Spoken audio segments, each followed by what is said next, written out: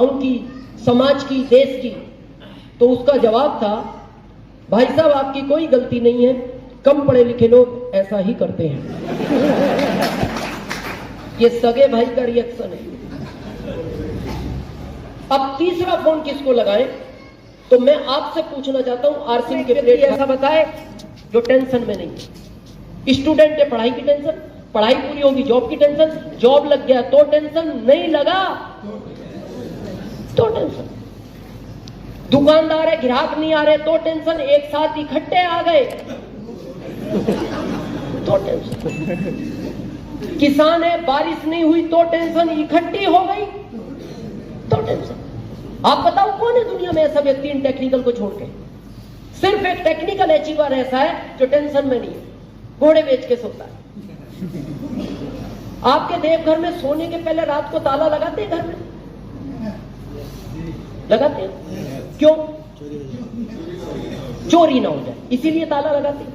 ये technical achiever नहीं लगाते ताला घर का, याद आ गया तो लगा देते, ज्यादा सीरियस नहीं है। क्यों नहीं लगाते? इनको पता है क्या ले जाएगा चोर, और ले भी गया तो अगले महीने आरसीएम से फिर आ जाएगा।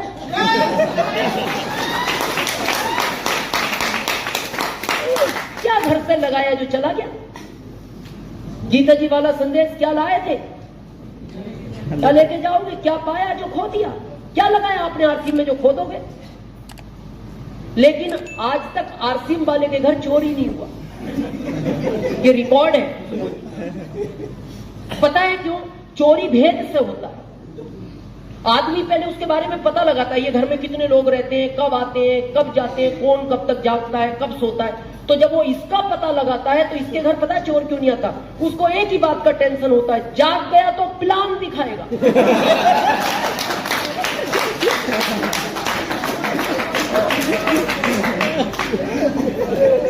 बोले जब ये बाहर वालों को नहीं छोड़ता, ये घर में आए मेरे को छोड़ देगा। तो जीना चाहते हो ऐसी life? Tension free life, money freedom, time freedom चाहते हो? क्या करना है? पहला,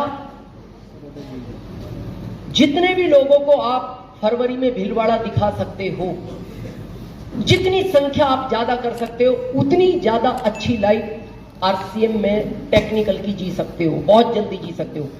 दिखाना क्यों? आप कहोगे सर मीटिंग सुन ली ना। देखने और सुनने में धरती आसमान का अंतर है। आपने कभी 5-7 साल पहले, या रोज पेपरों में पढ़ते हो, एक बस आ रही थी, एक इधर से कार आ रही थी, दोनों आपस में टकराए और उसमें 5 लोग ऑन द स्पॉट खत्म हो गए और खिड़की काट काट के उन लोगों को निकाला गया। ऐसा पढ़ते हो कई बार? 5 साल पहले जो घटना पड़ी थी याद है आप? नहीं। क्यों? पढ़ी थी। पर आप किसी चौराहे पे जाओ और आपके सामने बस आए, भगवान ना करे कोई कार उससे टकराए, 5 लोग ऑन द स्पॉट मर जाएं, चिल्ला रहे हैं, आप खिड़कियां तोड़ रहे हो, निकाल रहे हो, उस घटना को आप जिंदगी भर नहीं भूल सकते। वो ही घटना फरवरी में भीलवाड़ा होने जा रही है। उस घटना को जो देख आया, उसको आरसीएम में बड़ी पिन आने से दुनिया रोक नहीं सकती।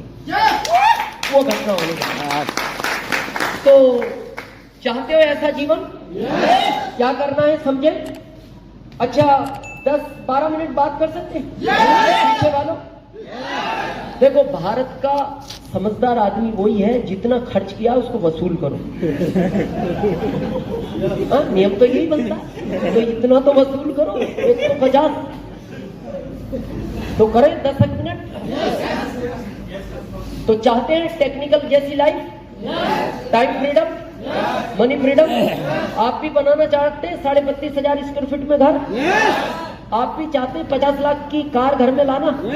तो क्या करना है समझ लें। पहला, डिसीजन ले। किसका? खुद का। पहला डिसीजन खुद का। जिंदगी में मैं आरसीएम की बात नहीं कर रहा, बहुत ध्यान से सुनना, 5-10 मिनट। जब भी कोई काम स्टार्ट करो दुनिया का, आरसीएम नहीं, अकेले रूम में बैठ के दिल को पूछो, जो काम मैं करना जा रहा हूं इससे मेरा फायदा है या नहीं। दूसरा पूछो, जिस काम को मैं करने जा रहा हूं इसकी वजह से लोगों का फायदा है या नहीं। दिल कहे काम में तेरे को फायदा है, लोगों का नुकसान है, उस काम को कभी मत करना। दिल कहे तेरा कुछ नहीं मिलेगा, लोगों को फायदा है, तो भी करने का क्या मतलब है जब आपको नहीं मिलेगा। लेकिन दिल कहे तेरा फायदा है, तेरे से ज्यादा लोगों का फायदा है, उस काम को दुनिया मना करे कभी रोकना मत। लेकिन डिसीजन खुद का। हम क्या करते हैं, बाहर जाके पूछते। मैं कॉमन सेंस की बात पूछता हूं, आपको बहुत बड़ा डॉक्टर बनना हो तो आपको टीचर से मिलना चाहिए कि मैं डॉक्टर बनना चाहता हूं, आप मेरे को राय दो। किससे मिलना चाहिए? डॉक्टर। ये जानते हो इतनी बात? सभी जानते हो? आपको टीचर बनना हो तो किससे मिलना चाहिए? टीचर। जानते हो ना इतनी बात? अब आरसीएम में अमीर बनना है तो किससे मिलना चाहिए? ये अगली रो में जितने अमीर लोग बैठे, और हम यही गलती करते हैं, इन अमीरों से आरसीएम समझ के जाते हैं। बाहर एक रिक्शा वाले को कहते हैं मैंने आज मीटिंग सुनी, गजब का बिजनेस है, कर लूं क्या? वो कहता है पागल है, रिक्शा चला बहुत स्कोप है। उसकी गलती नहीं है क्योंकि वो रिक्शा चलाना जानता है। किससे मिल रहे हैं?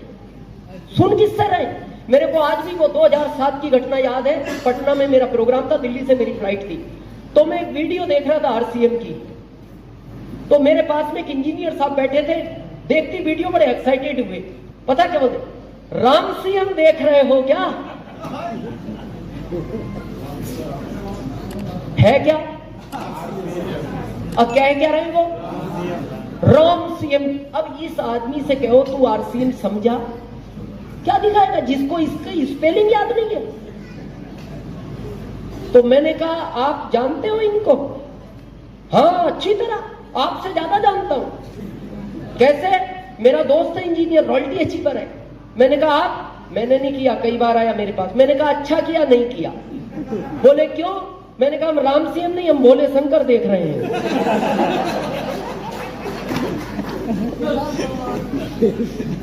किससे मिल रहे हैं? ये बात पता है मैं क्यों कह रहा हूं? हम ज्यादातर अपने मिलने वालों से राय लेते। मैंने ली, मैं प्रैक्टिकल बात करता हूं हमेशा। सबसे पहला फोन मैंने मेरी मां को लगाया। मां मेरी यूपी, मैं एमपी। मैंने मेरी मां को कहा मां मैं जॉब छोड़ रहा हूं। क्या रिएक्शन होगा मां? पागल हो गया तू?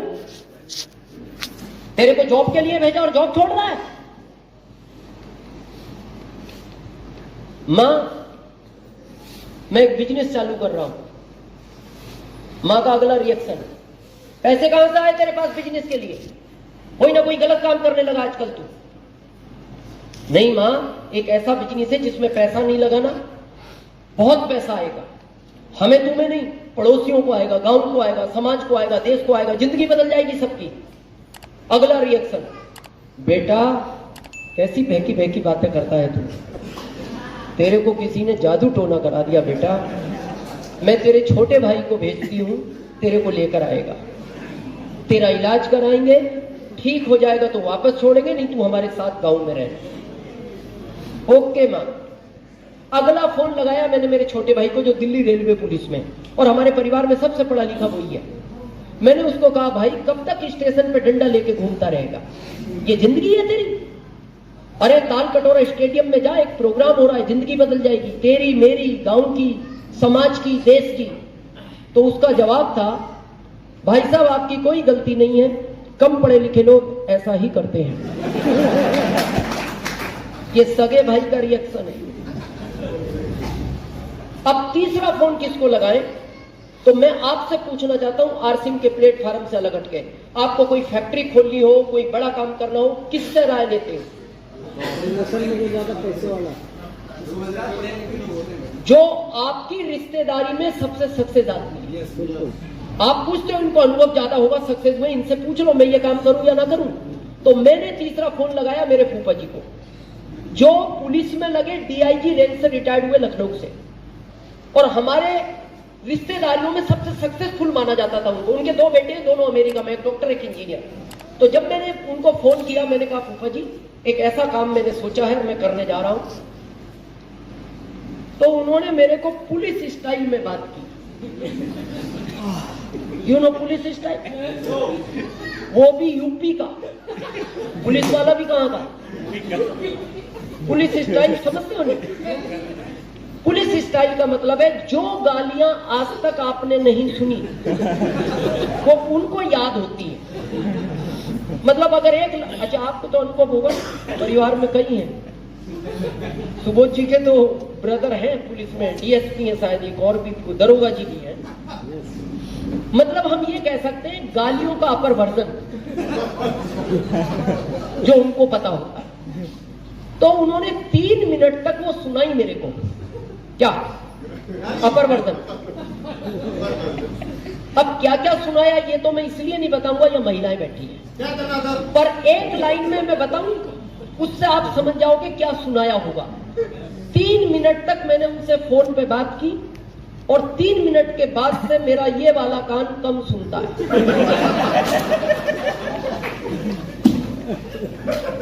अब आप समझ गए होंगे उन्होंने क्या क्या कहा हो। उसके बाद मैंने मोबाइल से सिम निकाली, उस सिम के 3 टुकड़े किए। कितने? क्योंकि 3 लोगों से बात की, डस्टबिन में डाली और मैं उदास हो गया। मैंने कहा दिनेश काम ठीक नहीं है, मदर विरोध में है, भाई विरोध में है, फूफा जी विरोध में, फिर समझाएंगे किसको। मेरे दिल ने मेरे से पूछा तू पागल है? मैंने कहा क्यों? अरे तेरे को करना है तो कर, नहीं करना मत कर, फोन क्यों करता है? तू अपने आप से पूछ किस काम को मैं कर रहा हूं, ये सही है कि नहीं? मेरी जिंदगी बदलेगी, मेरी वजह से लोगों की जिंदगी बदलेगी। अगर काम सही है तो तू फोन मत कर, भले मत कर, लेकिन अब किसी को फोन मत कर। और यहां तक कि मेरे दिल ने कहा तेरी पत्नी से भी मत पूछना, और नहीं पूछा मैंने आरसीएम शुरू किया। और मैं आज ये ईगो में नहीं, गर्व के साथ कहना चाहता हूं, मेरे इस दुनिया में जितने भी रिश्तेदार हैं, भारत में नहीं दुनिया में जितने भी रिश्तेदार हैं, उन सब में सबसे अमीर आदमी आज मैं हूं। तो आज के बाद डिसीजन किसका लोगे? खुद का। खुद का। नहीं करना तो भी लो, नहीं करना तो अब आना ही नहीं मीटिंग में, नहीं करना आरसीएम आज से बंद करो। करना है तो दुनिया भी मना करे, फिर रुकना मत, डिसीजन अपना। क्लियर है? सेकंड, विश्वास होना चाहिए आपको। किस पर? खुद पर। पहला कि मेरी अपलाइन साथ दे या ना दे, मैं स्टार रूबी बनूंगा। मेरी लाइफलाइन ये साथ देना दे, मैं दूसरे प्रदेश में करूंगा, मैं बनूंगा। दूसरा विश्वास इस सिस्टम पर, जिसने करोड़ों लोगों की जिंदगी बदली है, मेरी भी बदलेगा। तीसरा विश्वास उस पर, जितने लोगों को बुलाया था आए हैं सब, क्यों नहीं आए? उसकी बगैर मर्जी के इस दुनिया में पत्ता नहीं हिलता। वो जिनको अमीर नहीं बनाना चाहता था उनको नहीं बुलाया उसने। और अगर आप यहां आए हो तो मैं आपसे एक प्रश्न पूछना चाहता हूं, एक पिता कभी चाहता है मेरा बच्चा एग्जाम में फेल हो जाए? जब एक पिता नहीं चाहता मेरा बच्चा एग्जाम में फेल हो जाए, वो तो परम पिता है, उसने अगर यहां बुलाया इस एग्जाम में पास होने के लिए बुलाया है। तो तीसरा विश्वास उस परम पिता पर। और चौथा विश्वास आखिरी, अपनी एक्टिव इफेक्टिव ग्रोइंग अपलाइन पर, जो दिन रात आपके बारे में सोचती है कि मेरे इस व्यक्ति के कितने लोग भीलवाड़ा जाएंगे, मेरे इस व्यक्ति की कब कार आएगी, मेरा इस लाइफलाइन का कब घर बनेगा, जो दिन रात चिंता में है, उस पर करना। क्योंकि दुनिया में 2 अपलाइन है जो कभी आपका बुरा नहीं सोच सकती। ध्यान से सुनना, एक तो आपकी जिंदगी की पहली अपलाइन आपकी मां, और दूसरी अपलाइन इस सिस्टम की। ये कभी बुरा नहीं सोचते। और मेरे को बड़ा दुख होता है, जब से आप इस दुनिया में आए, जहां तक आए हो, इस विश्वास की तो बड़े हुए हो। yes. और जिस सिस्टम से आपकी जिंदगी बदल सकती है, उस पर आपको विश्वास नहीं। आपने होश संभाला, आपकी मां ने आपको क्या कहा? बेटा ये मामा है तुम्हारे। तो क्या बोले आप? मामा। ओके मामा। कुछ दिन बाद आपकी मां ने कहा, बेटा ये चाचा हैं तुम्हारे। क्या बोला आपने? क्यों बोला? क्योंकि आपको पता है ये जो मेरी अपलाइन है ये मेरे बारे में कभी गलत नहीं सोच सकती, ये जो बता रही है वो सब सत्य है।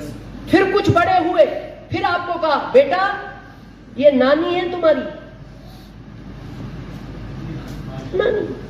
फिर थोड़े बड़े हुए, फिर आपको कहा गया बेटा पापा सिर्फ यही है।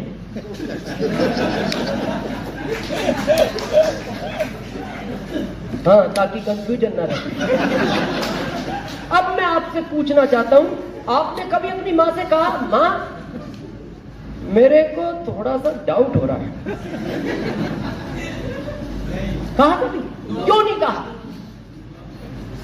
क्योंकि आपको पता है ये मेरी जो अपलाइन है ये मेरा कभी बुरा नहीं सोच सकती। और मैं इसीलिए कहता हूं आरसीएम जैसी बहुत कंपनियां होंगी दुनिया में, दुनिया की भारत में है। मैं उन कंपनियों के ना विरोध में हूं, ना मैं नाम लेना चाहता हूं, पर मैं आरसीएम और उन कंपनियों का एक राज बताना चाहता हूं आपको। आरसीएम में जब तक आप अपनी टीम के 10 लोगों का घर बनवाओगे नहीं, आपका बनेगा नहीं।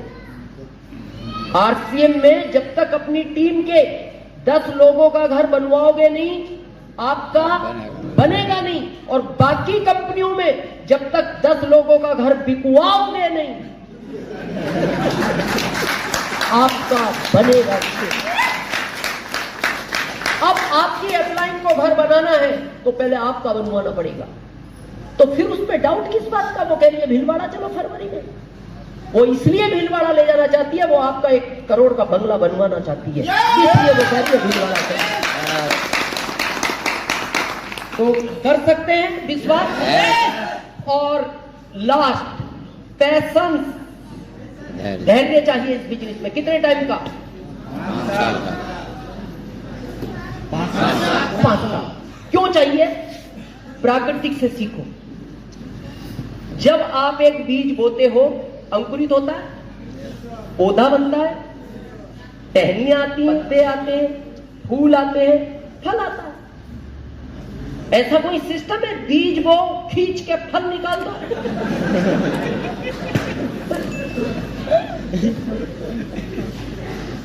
और हम में पैशंस नहीं है। अभी आप देखना, यहां से बाहर निकलोगे ना, कुछ लोग मिलेंगे, आरसीएम कर रहे हो क्या? हाँ, आरसीएम कर रहे हैं।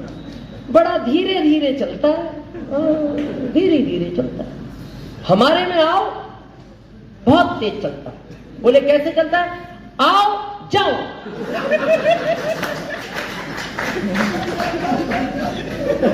बोले जाओ कहां? आओ और जाओ। और कहां जाओ? जाओ। ये हाइब्रिड पौधा है, ये नेचुरल पौधा है। यहां बुजुर्ग बैठे हैं, आज के 30 साल पहले किसी ने सुना कोई हाइब्रिड पौधा भी होता है? और आज एक आम वो है जो 5 साल में बड़ा होता है, और एक आम आज वो आने लगे जो इतने बड़े पे फल आ जाते हैं, वो हाइब्रिड है। और लोग पूछते हैं अरे यार इतने पेड़ पे आम आ गए? हाँ, आ गए, ये हाइब्रिड है। कब तक आएंगे? बोले ये गारंटी नहीं, जब तक आ रहे हैं खा ले। ये जैसे जल्दी बड़ा हुआ है वैसे ये खत्म हो जाएगा। ये नेचुरल पौधा है, इसको दुनिया का तूफान नहीं हिला सकता। वीडियो पसंद आए तो लाइक, शेयर, कमेंट करें और ऐसी ही वीडियो देखने के लिए हमारे चैनल को सब्सक्राइब जरूर करें। जय आरसीएम।